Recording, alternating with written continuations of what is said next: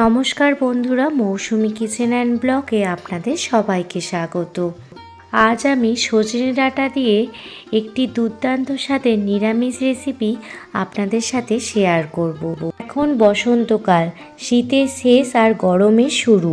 এই যে মাঝামাঝি সময়টাতে আমাদের শরীরে নানা রকম অসুস্থতা দেখতে পাওয়া যায়, আর এই অসুস্থতা নিবারণের জন্য আমাদের চারিপাশে যে কিছু জিনিস এই বসন্তকালে পাওয়া যায় সেগুলো যদি আমরা খেয়ে থাকি তাহলে সেই সব রোগের হাত থেকে রেহাই পাবো। বসন্তের শুরুতে সজনে গাছে প্রচুর পরিমাণে সজনে ফুল ফোটে, আর সেই সজনে ফুল খাওয়াও আমাদের শরীরের জন্য ভীষণই উপকারী।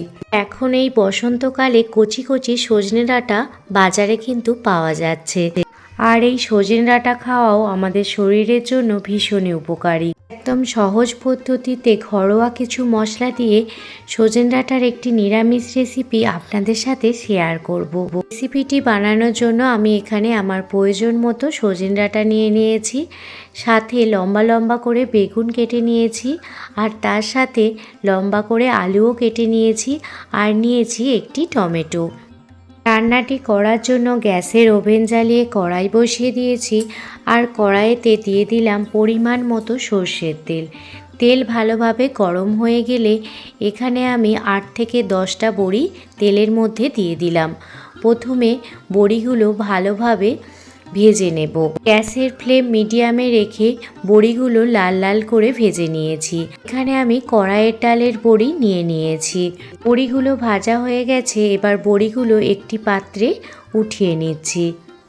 বড়িগুলো একটি পাত্রে উঠিয়ে নেওয়ার পর ওই কড়াইতে তেলের মধ্যে দিয়ে দিচ্ছি বেগুন। এখানে লম্বা লম্বা করে 2টো মিডিয়াম সাইজের বেগুন কেটে নিয়েছি। বেগুনের মধ্যে এবার স্বাদ মতো লবণ আর হলুদ দিয়ে বেগুনগুলো প্রথমে ভালোভাবে ভেজে নেব। গ্যাসের ফ্লেম মিডিয়ামে রেখে বেগুনগুলো ভেজে নেব। খুবই সহজ রেসিপি, সামান্য কিছু উপকরণ দিয়ে এই রেসিপিটি তৈরি হয়ে যায়, কিন্তু গরম গরম ভাতের সাথে এই সজনে ডাঁটার রেসিপিটি খেতে দুর্দান্ত লাগে। এই একটি মাত্র পদ দিয়েই সমস্ত ভাত খাওয়া হয়ে যাবে। বাড়ির ছোট থেকে বড় সবাই দেখবেন তৃপ্তি সহকারে খেয়ে নেবে। বেগুনগুলো এপিট ওপিট করে উল্টে ভালোভাবে ভেজে নিচ্ছি।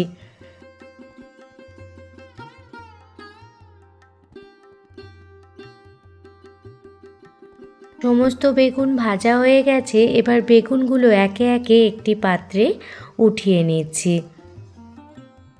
সমস্ত বেগুন লাল লাল করে ভেজে একটি পাত্রে উঠিয়ে নিয়েছি। এবার ওই তেলের মধ্যে দিয়ে দিচ্ছি 1 চামচ পরিমাণ গোটা জিরে, একটি তেজপাতা 2-8খানা করে দিয়ে দিলাম, সাথে একটি শুকনো লঙ্কা দিয়ে দিলাম। প্রথমে ফোড়নটি ভালোভাবে ভেজে নেব। ফোড়ন থেকে সুগন্ধ বের হতে শুরু হলে লম্বা লম্বা করে কেটে রাখা আলুগুলো প্রথমে দিয়ে দিচ্ছি। আলুগুলো দিয়ে দেওয়ার সাথে সাথেই সজনে ডাঁটাগুলোও একে একে দিয়ে দেব। সজনে ডাঁটায় রয়েছে প্রচুর পরিমাণে পুষ্টি গুণাগুণ। সজনে ডাঁটা খেলে উচ্চ রক্তচাপ, ডায়াবেটিস এবং হাড়ের সমস্যা থেকেও মুক্তি পাওয়া যায়।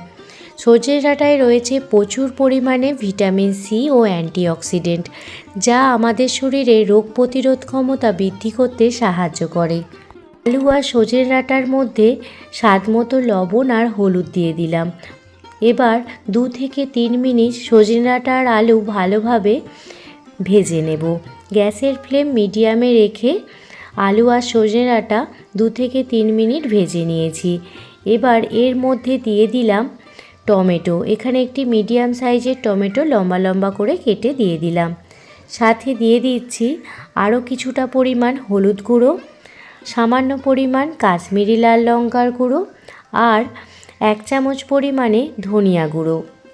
এবার সমস্ত মশলা ভালোভাবে সজনে ডাঁটা আর আলুর সঙ্গে মিশিয়ে নিচ্ছি।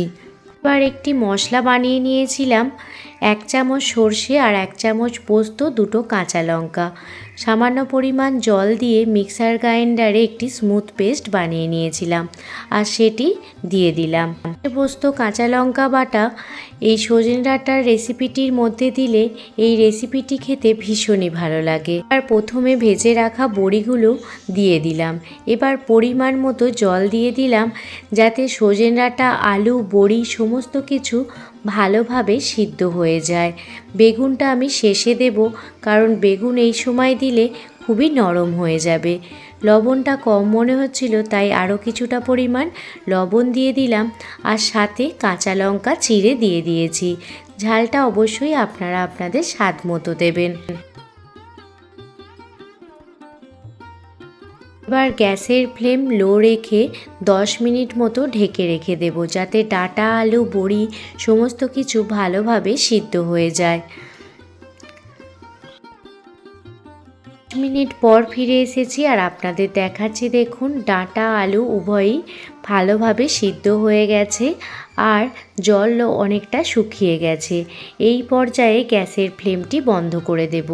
আর আপনারা যদি আরও ঝোল রাখতে চান তাহলে জলের পরিমাণটা একটু বাড়িয়ে দেবেন।